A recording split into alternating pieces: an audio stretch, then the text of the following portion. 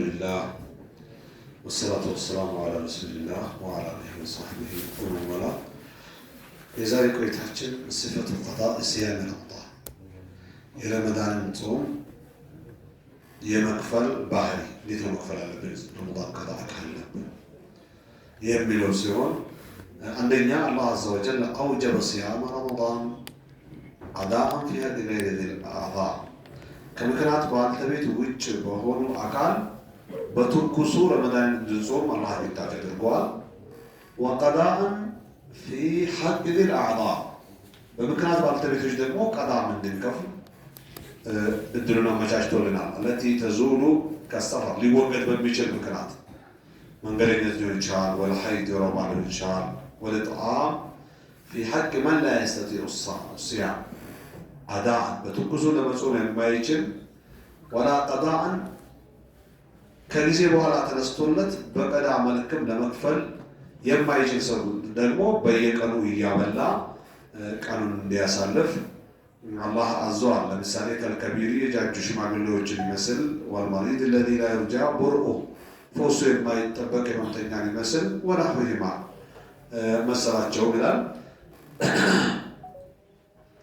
ሁለተኛው يسن قضاء رمضان فورا የረመዳንን ወር ቶሎ ቀዳ ማውጣት ሱና ይሆናል። ሙተታቢዓ አከታትሎ وإذا ضاق الوقت وجب التتابع አጋጣሚ ሳይጾም ጊዜው ከጠበበ ለረመዳን ያለበት ጾም ያህል ቀናት እንጂ ሌላ ያሌለው ከሆነ ደግሞ እነዛ ቀናቶችን ጾሙ መጨረስ ግዳጅ ይሆናል ማለት ነው። እንበልና 10 ቀን ጾም ቢኖርበት አንድ ሰው ቀዳ ለረመዳን 10 ቀን ሲቀረው በሱ ላይ መብላት ሐራም ይሆናል፣ መጾም ግዳጅ ይሆናል ማለት ነው። ያለፈውን ቀን ማክፈል ነው ሸሪዓው የሚለው። ከዛ ያህል ቀናት በፊት አመቱን ሙሉ ለ11 ወር ወይም ለ10 ወር ከምናምን ድረስ ምንድነው ለሱ ሱና ነው ቶሎ መክፈሉ። ነገር ግን ያቺ ቀናት ብቻ እስክትቀር ድረስ ካዘገየው ግን እነዛን ቀናት መብላቱ ሐራም ነው፣ መጾሙ ግዳጅ ነው ማለት ነው።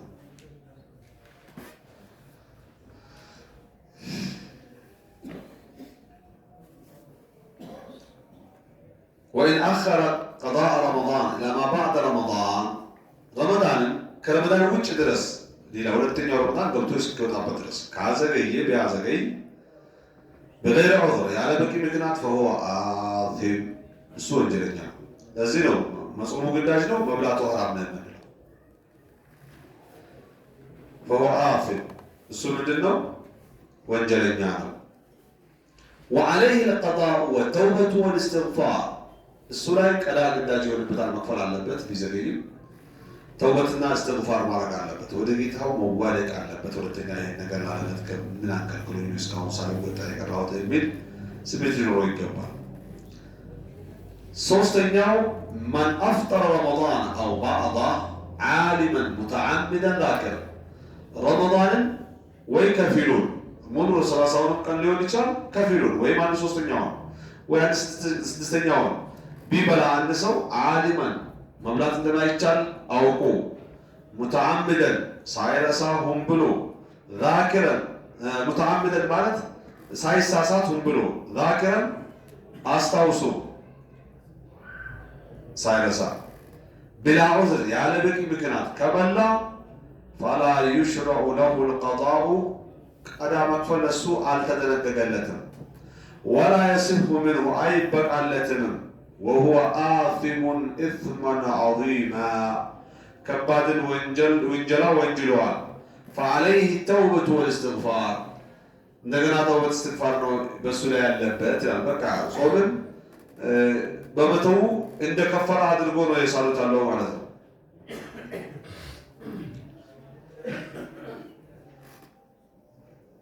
حكم قضاء الصيام عن الميت ለሟች ጾም ቀዳ ማውጣት እንደ ኢስላም እንዴት ይታያል? አባት ሊሆን ይችላል፣ ሟቹ እናት፣ ወንድም ሊሆን ይችላል፣ አጎት፣ አክስት፣ ሹማ፣ አዳዲ ምናምን የሚለው ቤተሰብ ሊሆን ይችላል። من مات وعليه صيام من رمضان የረመዳን ወር ቀዳ ያለበት ሳይከፍል የሞተ ሰው فإن كان معذورا بمرض بهمم مكنات تسطو كونا ወናሁ በመሰለው ፈላ የልዘሙ አንሁ ቀዳም ግዳጅ አይሆንም ለሱ ወላ ኢጥዓም ማብላትም ወኢን አምከነ ሁል ቀዳው ቀዳ መክፈል የቻለ ከሆነ የተመቸው ከሆነ ፈለደፈር ግን እየተመቸው ሳይሰራ ካሳለፈ ግን አታማል እስኪሞት ድረስ ሳማ አንሁ ወልዩ ወዳጆቹ ይጾማሉ ማለት ቤተሰብ ማለት ነው። ቀሪ ውርስ አሰባ የሚባሉ ወራሾች ጾሙን ይከፍሉለታል ማለት ነው። አሰባ አባት፣ ልጅ፣ ወንድም፣ አጎት፣ የአጎት ልጅ እነዚህ አሰባ ይባላሉ። ቀሪ ወራሾች ይባላሉ። እነሱ ናቸው የሚጾሙት።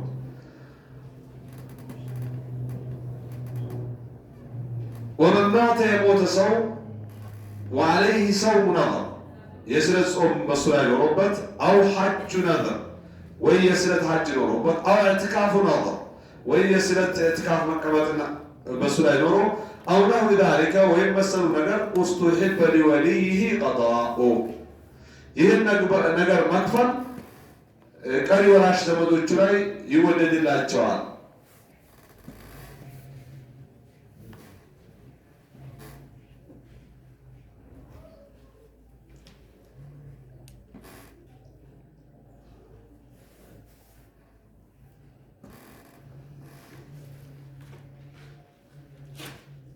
ወልወልዩ ሁወ ልዋሪስ ቅርብ ዘመድ የምንላቸው ወራሾች ናቸው። ወይን ቀዳሁ ገይሩሁ ከወራሽ ውጭ ያለ አካልን ቢከፍልለት ሰሐ ወአጅዛ ይበቃል ይሆናል። ራሱ እንደጾመ ይቆጠርለታል። ይሄ ማለት ጓደኛ ሊሆን ይችላል፣ በጉርብትና የተግባባው ደንበኛም ሊሆን ይችላል፣ አብሮ አደግ። ወከተበ ላሁ ልአጅረ ሊልመይት ወመን ቀዳ አንሁ ለሟቹም ለከፈለለትም ሰው አጅር አላህ ይጽፍላቸዋል ወክሎት ለጾመለት።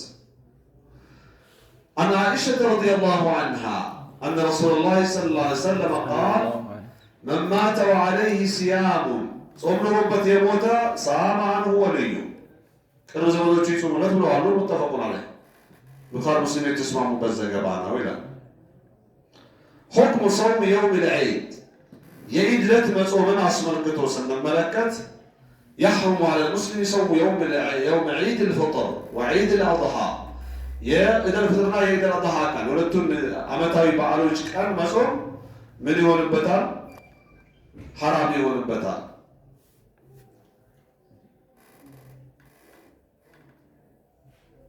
ወላ ይስሑ ቢጾም እንኳን አይበቃለትም። ዝም ብሎ ነገር ቆየዋል ማለት ነው። فالنهي إن عاد إلى نفس العبادة إكد ወደ ስርዓተ ጸሎቱ ራሱ የሚመለስ ከሆነ ፈሐራሙ ወባጢል ማድረጉም ሐራም ነው፣ ቢደረግም ምንድነው? ውድቅ ነው። ከማ ለው ሷመ ልሙስሊሙ የውመ ልዒድ ፈሰውሙሁ ሐራሙ ወባጢል አንድ ሰው በዒድ ቀን ቢጾም ጾሙ ባጢል ነው፣ ሐራም ነው። የኢደል አድሃ ቀን እስከ ሰላት አትብሉ ተብሏል አይደል? ይሄ ጾም አይባልም፣ ኢምሳክ ነው የሚባለው። وإن كان أنه يعود إلى قول أو فعل يختص بالعبادة بصلاة صلاته يمنتل تكبر نذكر له يمن لسكون يقدر فهذا يبطلها كمن أكل وهو صائم ومن يهونه يبلغ سيمسل يبلغ الشهر صومه فسد صومه صوم من هنا يبلغ الشهر. وإن كان النهي عاما في العبادة وغيرها ይገዳው በስርዓተ ጸሎትና በሌላም ነገር ሁለንተናዊነት ያለው የሆነ እንደሆነ فهذا لا يبطلها ስራውን ሊያበላሸው አይችልም። لكنه ينقص أجرها ደሞዙን ምን ያደርገዋል? ያጎል لكنه ينقص أجرها أو ينقص أجرها ደሞዟን ያጎድላል። ለምሳሌ ከልቂመት الصائم ጾመኛ ሆኖ ማማት فهي حرام ነው አሜት لكنها لا تبطل الصيام ጾሙን ሙሉ በሙሉ አጥቷል ሌላ ቀን ቀናውታ ይባላል። وهكذا في كل عبادة በሁሉም የሥራ ጸሎት አይነት ልክ እንደዚህ ነው ይላል። ስለ ግዳጅ ጾም ጋር ተያያዥነት ያላቸው ምልክቶች እስከዚህ ይጠናቀቃሉ። ወደፊት የምንቀጥለው ሱና ጾሞችን ይሆናል፣ ወይም ደግሞ በጾም ውስጥ ያሉ ሱናዎች ይሆናል። በአዲስ መንፈስ ብናየው ይሻላል። የዛሬ ቆይታችንን አላህ ይቀበለን። እናንተንም በሰማችሁ ትጠቀሙ ያደርጋችሁ፣ እኔንም ባሰማኋችሁ እያልኩኝ ወሰለላሁ ወሰለም ዐላ ነቢይና ሙሐመድ ወዐላ አሊሂ ወሰሐቢሂ ወሰለም።